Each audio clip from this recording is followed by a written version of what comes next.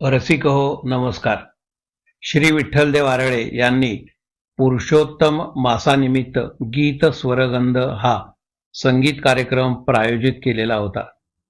हिंदी चित्रपट गीते व मराठी भावसंगीत यातील साम्यस्थळे यावर केलेले माहितीपूर्ण निवेदन व काही गीतपंक्ती 4 भागामध्ये सादर केलेले आहेत.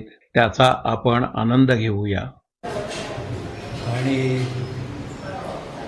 गीत स्वरगंध या कार्यक्रमाला आपण सुरुवात करतोय. अर्थात मी इथं निवेदक म्हणून आहे आणि माझ्या शेजारी विनय कुलकर्णी त्यांनी अनेक कार्यक्रम सादर केलेले आहेत. त्याच्या पलीकडं सौ रोहिणी इनामदार या आहेत आणि त्याच्या पलीकडं अजय घोरपडे या सर्वांनी पूर्वी कार्यक्रम सादर केलेले आहेत, निवेदनही सादर केलेलं आहे. आणि जसं आपण म्हणतो सचिन तेंडुलकरनं त्याचं उत्तर त्याच्या बॅटिंगमधून दिलेलं होतं, तसं यांच्याबद्दल मी काय बोलावं याच्यापेक्षा यांच्या गायनातून आपल्याला उत्तर मिळेल. रोहिणी ताईंचा उल्लेख करायचा असेल तर मी एवढंच म्हणेन की सध्या रोहिणी नक्षत्र आहे, कारण नंतर आता पावसाळी नक्षत्र सुरू होतील आणि हा त्यांचाच मोसम आहे असं म्हणायला हरकत नाही आहे.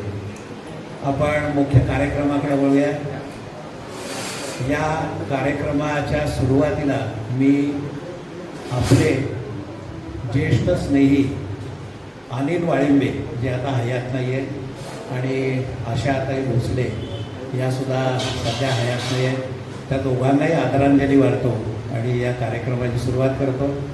अनिल वाळिंबे ह्या आपल्या अनेक कार्यक्रमांना आलेले आहेत विठ्ठलदेव न्यासाच्या, आणि त्यांनी अनेक सूचनाही दिलेल्या होत्या आणि कौतुकही केलेलं होतं. त्यांचंही या क्षेत्रातलं ज्ञान मोठं आहे. त्याच्यातलं बऱ्याच ठिकाणी मी निवेदन केलेलं आहे आणि हिंदी आणि मराठी या दोन्ही कार्यक्रमांमध्ये निवेदन करताना त्याच्यामध्ये काही घटना आणि काही साम्यस्थळं माझ्या लक्षात आली आणि त्याच्यावरती कार्यक्रम घ्यावा असं मला वाटलं. हा कार्यक्रम कितपत रुचेल किंवा लोकांना आवडेल याबद्दल काही जणांना साशंकता होती किंवा मलाही कसं वाटत होतं. मला वाटतं कार्यक्रमाच्या शेवटी तुम्ही सांगू शकाल की हा कितपत योग्य आहे किंवा कितपत बरा वाटला नाही. साधारणपणे चित्रपट निर्मिती म्हणजे या विषयाचा ज्यावेळेला आपण विचार करतो तेव्हा हिंदी चित्रपट आणि मराठी भावसंगीत असा मी विषय घेतला आहे. भावसंगीत म्हणजे मराठी चित्रपट गीते नुसतं नव्हे, त्याच्यामध्ये भावगीत येतील, लावण्या, भजन वगैरे या सगळ्या गोष्टी येतात त्याच्यामध्ये आणि त्यातली साम्यस्थळं आपण बघणार आहे. साधारणपणे चित्रपट निर्मितीची जी स्थळं आहेत ती म्हणजे मुंबई, पुणे, कोल्हापूर या ठिकाणी होती. तिथं मराठी माणूसच जास्त होता. शेवटी कसं आहे की संगीत हा विषय घेतला तर तो भावनेशी निगडीत असतो, भाषेचं त्याला फार मोठं बंधन नसतं. त्यामुळं सूर, ताल आणि संगीत याला भाषाही तशा दृष्टीनं आड येत नसते. आज मी जे निवेदन सादर करतो आहे ते पुस्तकात वाचलेल्या गोष्टी, ऐकलेल्या गोष्टी, समजलेल्या गोष्टी, माध्यमांवरून लक्षात आलेल्या गोष्टी या सगळ्यांचा आधार घेतलेला आहे. त्यामुळे ह्याच्या मर्यादा आपण लक्षात घेऊया. त्याचप्रमाणे वेळेअभावी पूर्ण गाणं घेणं शक्य झालेलं नाही. त्यामुळं गाण्याचा मुखडा आणि एखाद्या गाण्याचा फक्त पहिला अंतरा यामध्ये आम्ही घेण्याचा प्रयत्न केलेला आहे. असं म्हणूया की आम्ही सगळेजण हौशी कलाकार आहे आणि यामध्ये जसाच्या तसा आवाज आपल्याला अपेक्षित असतो गाण्यांचा, तसाच तो येईल असं नाही. उलट असं बरेचदा म्हणतात की हे गाणं कुणासारखं आता हे मी म्हणले माझ्यासारखंच गाणं आहे हे. त्यामुळं आपण जसं तेव्हा किशोर कुमारने हे गाणं म्हणले पण दुसरं गाणं आपण जेव्हा म्हणतो तर ते आपण म्हणले. असो जुन्या विस्मृतीत गेलेल्या गाण्यांचा आपण याच्याबरोबरीनं आनंद घेऊया आणि गीत स्वरगंध या कार्यक्रमाची मी सुरुवात करतो. हिंदी चित्रपटांचं ज्यावेळेस मी निवेदन करत होतो त्यावेळेस माझ्या असं एक लक्षात आलं, सब कुछ एक म्हणजे ज्याला ऑल इन वन म्हणतो अशी कोण व्यक्ती असेल तर किशोर कुमार.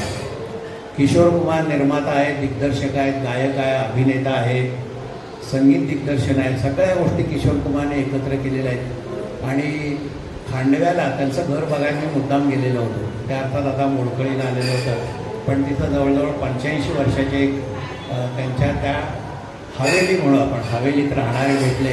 त्यांनी किशोर कुमारांच्या अनेक आठवणी सांगितल्या.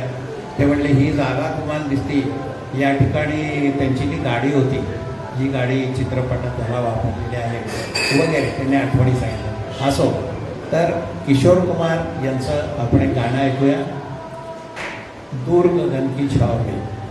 आणि अर्थात या चित्रपटात अनेक सुंदर गाणी आहेत आणि त्याच्यातलं कोई लौटा दे मुझे बीते हुए दिन हे गाणं खरं मला जास्त आवडतं. पण आत्ता आपण ऐकूया आज चमके तुझे मैं लेके चले. विनय.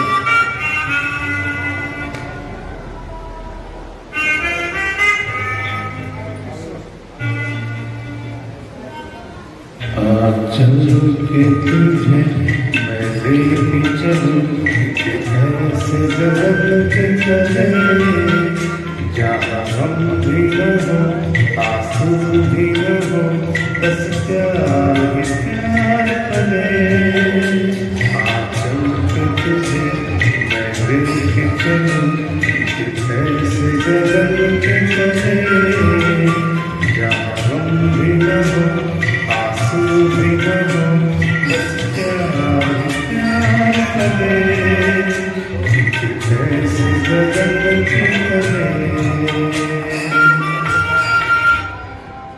धन्यवाद विनय. आपण पुढच्या गोष्टीकडे वळतो. ज्याप्रमाणे हिंदी चित्रपटामध्ये आपल्याला किशोर कुमार हे नाव लक्षात आलं, तसं माझ्यासमोर प्रश्न आला की मराठी चित्रपट किंवा मराठी साहित्यामध्ये अशी कोण व्यक्ती आहे की ज्यांनी या सगळ्या गोष्टी एकत्र केलेल्या आहेत. आणि महाराष्ट्राचं लाडकं व्यक्तिमत्व म्हणजे पु ल देशपांडे हे नाव सहज माझ्यासमोर आलं की ज्यांनी गाणी लिहिलेली आहेत, दिग्दर्शन केलेलं आहे, संगीत दिग्दर्शन केलेलं आहे, अभिनय केलेला आहे. त्याच्याही पुढं जाऊन एकपात्री आणि बहुपात्री प्रयोगसुद्धा केलेले आहेत. आणि नाटकांशी तर त्यांचा जवळचा संबंध होता. त्यांना नाटकं लिहिलेले आणि अंमलदार या नाटकावरती एक चित्रपट निघालेला आहे. तसंच सुंदर मी होणार हे सुद्धा ज्या वेळेला नाटकाचा आपण विचार करतो त्यावरती आज और कल हा सिनेमा तुम्हाला आठवत असेल, जुन्या लोकांना आठवेल. ये वादिया ये फिजाए बुला रही है तुम्हें हे गाणं त्याच्यामधलं होतं. पु ल देशपांडेंनी स्वतः गाणी म्हणलेली आहेत. फक्त ते आता आपल्या लक्षात येणार नाही कारण ती बरीच जुनी आहेत त्याच्यातली. तर आपण या दोन गोष्टींचा विचार करतो. एक म्हणजे देव बाप्पा हा चित्रपट आणि दुसरा आहे म्हणजे गुळाचा गणपती. गुळाचा गणपती या चित्रपटासाठी पु ल देशपांडेंनी संगीत दिलेलं होतं आणि भीमसेन जोशी यांनी इंद्रायणी काठी देवाची आळंदी हे गाणं गायलेलं आहे. भीमसेन जोशी पु ल देशपांडेंच्या समोर शिष्यासारखं बसलेले होते. ते म्हणले तुम्ही संगीत दिग्दर्शन आहे, तुम्ही सांगा कुठं आलाप घ्यायचा आहे, गाणं कसं म्हणायचे, कुठं ताना घ्यायच्या आहेत. दोघंही श्रेष्ठ आणि दोघांचंही मोठेपण आहे याच्यामध्ये. आणि हे गाणं आत्ता आपण घेत नाही आहे, परंतु कोकणामध्ये एकदा पु ल देशपांडे गेलेले होते आणि त्यांना खाडी पार करायची होती. ते नावेची वाट बघत होते आणि त्या ठिकाणी एक आजी आपल्या नातीला गाणं ऐकवत होती, नाचरे मोरा आंब्याच्या वनात. आणि ती नाचसुद्धा त्याच्यावरती हसत होती. आणि पु ल देशपांडेंना आनंद झाला की आपण संगीत दिलेलं गाणं इतक्या सर्व दूर आणि दूरपर्यंत पोचलेलं आहे आणि याशिवाय मोठा पुरस्कार काय असेल. म्हणजे महाराष्ट्र भूषण किंवा काय पद्म वगैरे ही पारितोषिकं लोकांना मिळतात, पण कलाकाराच्या दृष्टीनं हा सर्वात मोठा पुरस्कार आहे. अजून मला एक गोष्ट आठवली ती म्हणजे दशरथ पुजारी यांची. दशरथ पुजारी यांनी सुद्धा म्हणलेलं आहे केशवा माधवा हे गाणं सुमंत यांच्याकडून गाऊन घेतलं आणि त्यांनी असं म्हणलेलं आहे की या गाण्यावरती रेल्वेमध्ये आणि बस स्टँडवरती अनेक लोक आपलं पोट भरतात. हे बघून मला अतिशय आनंद होतो. हा एक मला मोठा पुरस्कार वाटतो. आपण मूळ गाण्याकडे या नाचरे मोरा आंब्याच्या वनात. मूळ गाणं आशाताईंचं गदी माडगुळकर यांनी गीत लिहिलेलं आहे. गातायत रोहिणी ताई.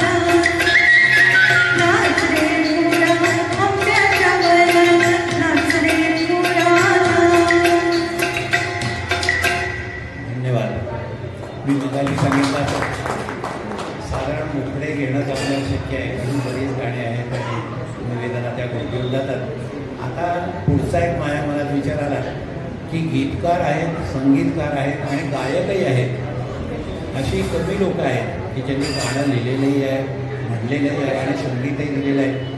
आणि हिंदी चित्रपटाला विचार करताना आपल्या नजरेसमोर नाव येतं ते म्हणजे रवींद्र जैन. रवींद्र जैन यांचा अजून एका ठिकाणी संदर्भ आपल्याला यामध्ये येणार आहे. पण आत्ता आपण त्यांचं एक गाणं ऐकूया. चितचोर या चित्रपटातला आहे, जब दीप जले आला, यमन रागातला आहे. मूळ गायक येसुदास आणि हेमलता.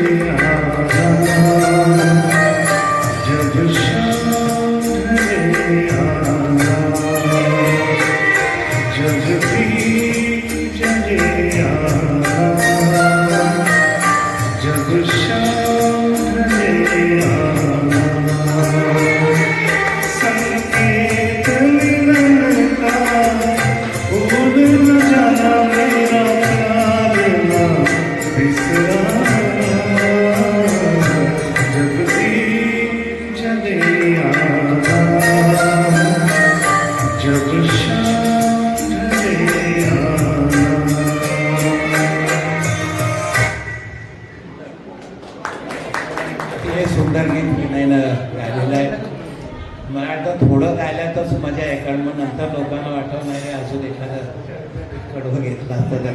पण हे बरोबर आहे, विनय म्हणतो 40 गाणे त्यावेळेला पटपट आपण पुढे जाऊया. जसं हिंदी चित्रपटसृष्टीत आपण बघितलं की रवींद्र जैन आहेत, यांनी गीतकार, संगीतकार आणि गायक या सगळ्या गोष्टी केल्या आहेत. रवींद्र जैन यांची मुख्य गाणी म्हणजे भक्तिगीत आहेत किंवा रामायण या महामालिकेमध्ये त्यांची काही गाणी आपल्याला ऐकता आलेली आहेत. तसं मराठीच्या बाजूला आपण जर बघितलं तर त्यामध्ये राम फाटक हे नाव घ्यावं लागेल. राम फाटक हे आकाशवाणीवरती होते. त्यांनी गाणी लिहिलेली आहेत, संगीत दिलेलं आहे, स्वतः गाणी गायलेली आहेत. त्यांनी संतवाणी आणि स्वरचित्रे आणि सोनिया सुगंधू आला असे आकाशवाणीवरती कार्यक्रम सादर केलेले होते. आणि त्याच्यामध्ये आता आपण त्यांची गाणी ही जुन्या काळची आहे, म्हणजे पूर्वी भक्तिगीतामध्ये ते लागत असत आकाशवाणीवरती, आणि ती गाणी आपण ऐकणार आहे. एक उर्मिलेसाठी आहे, उर्मिले त्रिवार वंदन तुला, आणि एक सीतेसाठी सुद्धा आहे.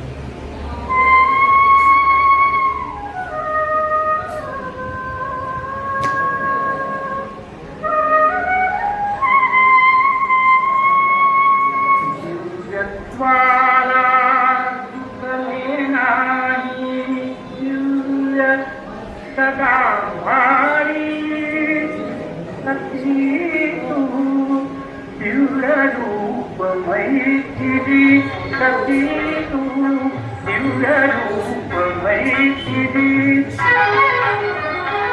मला मुनी तू कुसुम कोमला, राम प्रभू तुझपती लाभला.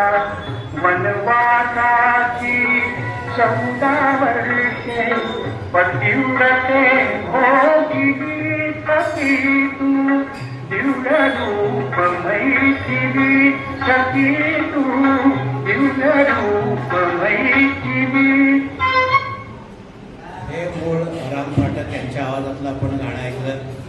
तेजुनी राज सुख जरी जानकी, वनात गेली प्रभू सांगाती. राजमंदिरी तूच साहिल्या, वियोगातल्या कळा. उर्मिले त्रिवार वंदन तुला, उर्मिले त्रिवार वंदन तुला. आता उर्मिलेवरती फार कमी गाणे, आणि अर्थात मूळ राम फाटक यांचं गाणं आहे. तो माझा आवाज आहे, जुनं गाणं आहे, कितपत कुणाला लक्षात येईल हा भाग वेगळा. आता आपण असं बघितलं की संगीतकार, गीतकार आणि गायक एकत्र आहेत. त्याप्रमाणे गीतकार, गायक आणि त्यांनी अभिनयसुद्धा केलेला आहे. गीतकार पुढचंच गीत आणि त्याच्यावर अभिनयसुद्धा केलेले आहेत. अशी काही आपल्याला उदाहरणं माझ्या लक्षात आली मराठीमध्ये आणि हिंदीमध्ये सुद्धा. अर्थात एक काळ असा होता की चित्रपटामध्ये काम करायचं असेल तर त्याला गाता येतं का हे मुद्दाम बघितलं जायचं आणि त्याची गाणी त्यालाच गायला लागायची. विशेषतः KL सेहगल काय किंवा राज कपूर काय, सुरैया यांनी त्यांची गाणी त्यावेळेला स्वतःच गायलेली आहेत. तर हा ज्या वेळेला आपण विचार करतो त्यावेळेला मराठीमध्ये शांता आपटे यांनी सुद्धा सुंदर गाणी दिलेली आहेत. सोनू निगम आपल्याला माहिती आहे की ज्याच्यामध्ये आपल्या लक्षात येतं की त्यांनी स्वतःच गाणं गायलेलं आहे आणि त्याच्यावरती अभिनयसुद्धा केलेला आहे. आता पहिलं आपण उदाहरण घेतलं आहे त्यामध्ये किशोर कुमार यांचं. आणि किशोर कुमार यांनी सुद्धा स्वतः गाणी म्हणलेली आहेत आणि स्वतः अभिनयसुद्धा केलेला आहे. तशी अजून काही उदाहरणं आहेत म्हणजे तलत मेहमूद, विशेषतः सोने की चिडिया, सुलक्षणा पंडित त्यांचं बेकरार दिल तू गाये जा किशोर कुमारच्या बरोबरचं आहे. आणि आता सुरैयाची गाणी आपण बघणार आहे. आपण आता या गाण्याकडे जातोय ते म्हणजे नरेंद्र चंचल. नरेंद्र चंचलने अनेक सुंदर गीतं गायलेली आहेत, त्याच्यावर अभिनयही केलेला आहे. वावेमधलं बेशक मंदिर मंजूर पूर्ण हे गाणं आपल्याला सहज आठवेल. आणि तूने मुझे बुलाया शेरोवाली आहे हा एक चांगलं एक त्यातलं गीत आहे. आणि आता आपण ऐकतोय चलो बुलावा आया है.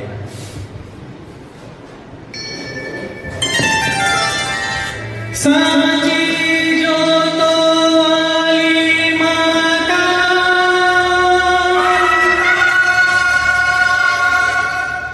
तेरी जय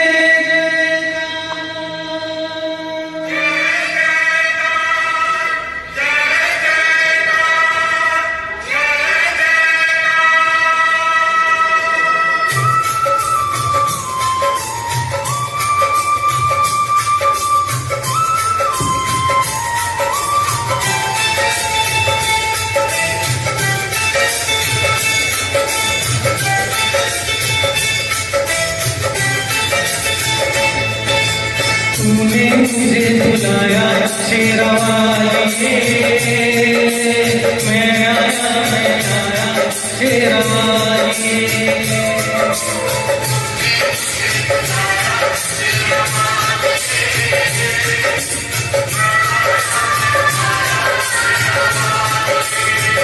ओ जोता वाली पहाड़ा वाली ओ मेरा वाली.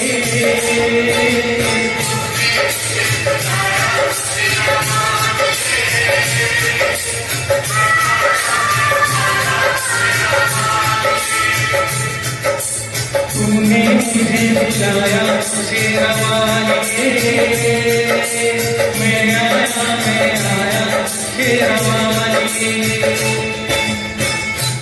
धन्यवाद. सुंदर अजयने आपला खणखणीत आवाज दाखवून दिलेला आहे. मला वाटतं टोपी घातलेला एकच माणूस आपल्या इच्छित आहे आणि तो अजय आहे असंही लक्षात घ्यायला हरकत नाही आहे. जसं आपण वैष्णोदेवीची काही गाणी ऐकतो, मला एक गोष्ट सहज आठवली की ज्या वेळेला शोले हा चित्रपट चाललेला होता त्यावेळेला शोले या चित्रपटाला टक्कर देणारा एकच चित्रपट होता, तो म्हणजे मा वैष्णोदेवी. त्याच्याबरोबर हाऊसफुल आणि इतके दिवस जय संतोषी बा. हां, जय संतोष. बरं आहे, आसमनी समोर आहे याचं मला ध्यान ठेवत नाही. तर वैष्णोदेवी आणि जय संतोषी बा. तर असो, तर धन्यवाद. आपण पुढच्या गाण्याकडे जातो आहे. अभिनय केला आहे, आपणच गाणं म्हणलेलं आहे असं अजून एक मला आठवतं म्हणजे जंजीर हा चित्रपट आहे. जंजीर चित्रपटाचा पुन्हा एकदा थोडासा संदर्भ येणार आपल्याला. आपण गुलशन बावराबद्दल बोलतो. गुलशन बावरानं स्वतः गाणं गायलेलं आहे आणि गीतकारही आहे ठिकाणी. तर जंजीरच्या वेळेला अमिताभ बच्चन बरोबर काम करायला कोणी हिरोईन तयार नव्हती. आणि हा संदर्भ मी म्हणलं तर पुढे येणार आहे की जंजीर आधी राजेश खन्नाला विचारलं बाबा तुम्ही कराल का. राजेश खन्ना म्हणला याला हिरोवर एकही गाणं नाही आहे, मला हा नको. आणि आणि अमिताभनं केल्यानंतर पुढचा आपल्याला इतिहास सगळा माहिती आहे त्याचा. आपण ऐकूया गुलशन बावरा यांनी गायलेलं गीत. गुलशन बावरा स्वतः पेटी घेऊन त्या ठिकाणी आपल्याला चित्रीकरणाच्या वेळेला दिसतात आणि त्यांच्याबरोबर संजना ही नटी म्हणूया आपण, की तिचं मूळ नाव रेहान आहे, या ठिकाणी तिथं आलेली आहे. आणि दीवाने है दीवानों को ना घर चाहिए.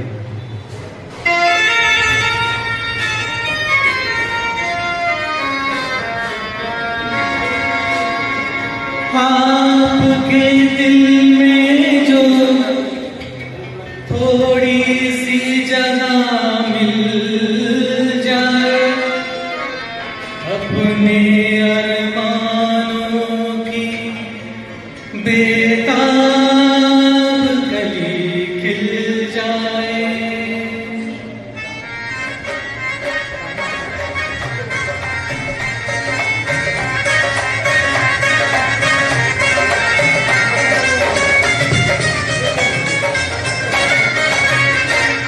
दीवाने हैं दीवानों को नजर चाहिए, नजर चाहिए, मोहब्बत भरी एक नजर चाहिए, नजर चाहिए. जवानी में जवानी के सहारे हो जाना मेरे मेहरबा, मुझे तू ही तू हम सफर चाहिए, हम सफर चाहिए. दीवाने हैं दीवानों को नजर चाहिए, नजर चाहिए, मोहब्बत भरी एक नजर चाहिए, नजर चाहिए. धन्यवाद. रोहिणीताई आणि अजय दोघांनी युगुल गीत म्हणलेलं आहे. मला वाटतं ज्या वेळेला दोघांचं गीत चांगलं होते, चांगलं म्हणजे एकमेकाला समजून घेऊन त्यावेळी युगुल गीत म्हणत असावेत, ज्या वेळेला एकमेकावर कुरघोडी करत असावेत त्यावेळी त्याला द्वंद्व गीत म्हणत असावेत असं मला वाटतं. अर्थात दोन्ही एकच आहे. हे छान गाणं झालेलं आहे आणि गीतकार आणि गायक हा ज्या वेळेला अजून प्रसंग येतो त्यावेळेला त्यांच्यावर अभिनीत नसतील, परंतु अशी दुसरी काही एक दोन गाणी आपण बघणार आहे. आणि त्यावेळेला आपल्या नजरेसमोर नाव येतं ते म्हणजे कवी प्रदीप. त्यांनी देशभक्तीपर अनेक गीतं दिलेली आहेत. वंदे मातरम या गीताला 75 वर्ष झालेली आहेत. त्यामुळं आपण त्याच्या संदर्भातलं एक गीत घेणार आहे. किंवा देख तेरे संसार की आलं, हे सुद्धा अनेकांचं आवडतं गाणं होतं. वस्तुतः ते घ्यायचं होतं, परंतु आम्ही आत्ता घेतोय तो आओ बच्चो तुम्हें दिखाए विनय.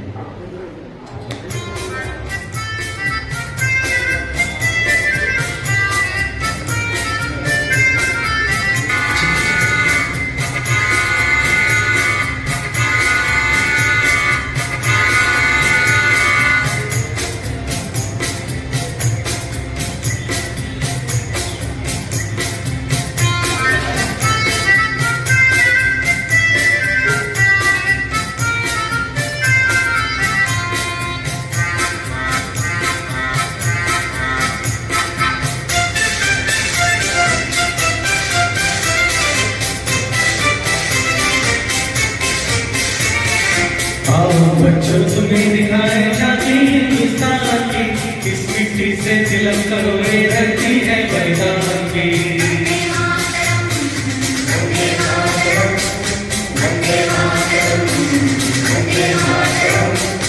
आओ बच्चों तुम्हें दिखाए जाती हिंदुस्तान की, इस मिट्टी से तिलक करो ये धरती है बलिदान की. वंदे मातरम, वंदे मातरम, वंदे मातरम, वंदे मातरम.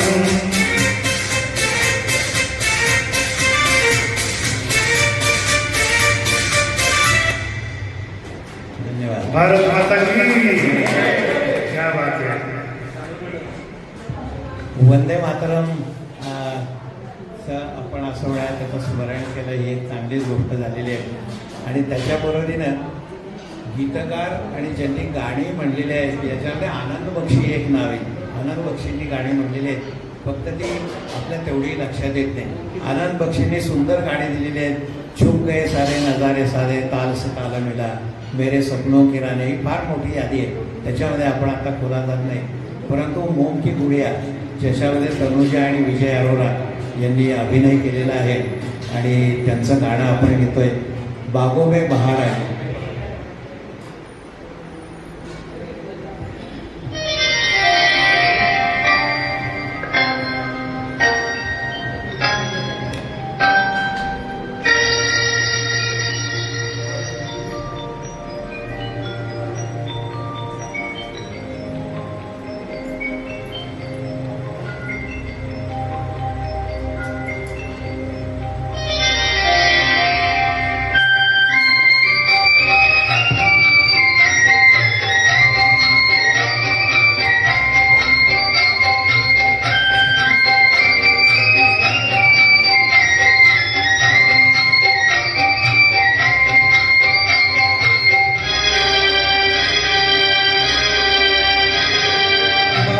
बहार आई होठों पे पुकार आई, आजा आजा आजा आजा मेरी रानी.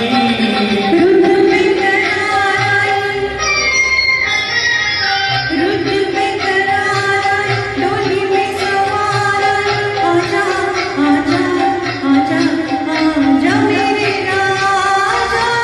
बाहों में बहार आई होठों पे पुकार आई, आजा आजा आजा आजा मेरी रानी. आनंद बक्षींच्या बरोबर मूळ आवाज लताबाईचा आहे, म्हणजे त्यांनी सुद्धा त्यांच्याबरोबर गाणं म्हणलेलं आहे हे लक्षात घ्या. याचप्रमाणे शैलेंद्र मजरू सुलतानपुरी या लोकांनी सुद्धा काही ठिकाणी कामं केलेली आहेत, परंतु तेवढी ती लक्षात येत नाही. आपण लक्षात घेऊया अजून एक गाणं की जे गुरु ठाकूर, वस्तुतः म्हणजे मला आधी वाटत होतं नटरंगमधली गाणी घेतील का, परंतु विठ्ठलाचा न्यास आहे त्यामुळे त्यांना आम्ही थांबवलं. म्हणजे त्याच्याऐवजी तुम्ही पांडुरंगाचं म्हणजे माऊली माऊली या गाणं घ्या. गुरु ठाकूर यांनी काम केलेलं आहे. आपण दोन वेळा ऐकूया विजय करू.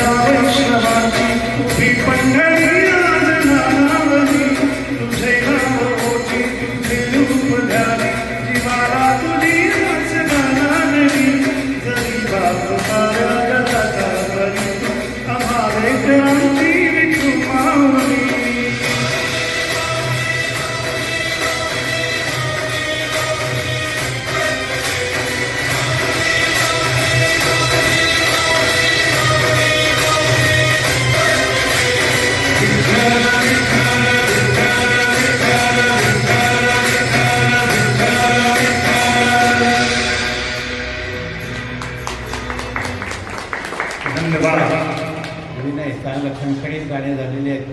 आणि असं काही वेळा असं होतं की लोकांना मध्ये थोडी डोलकी झोप येते असं वाटतं, परंतु आजी आणि विनय ही कामं चोख बजावत आहेत. आणि रोहिणीताईंचा एक आवाज लागतो, चांगलाच आवाज लागलेला आहे, त्यांची गाणं आपण ऐकणार आहे.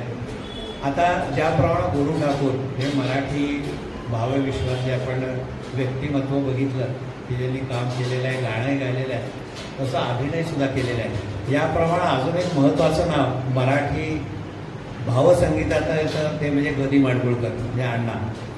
लहानपणी म्हणजे त्याला ज्यावेळेस जन्म झाला होता त्यावेळेस ते रडले नव्हते.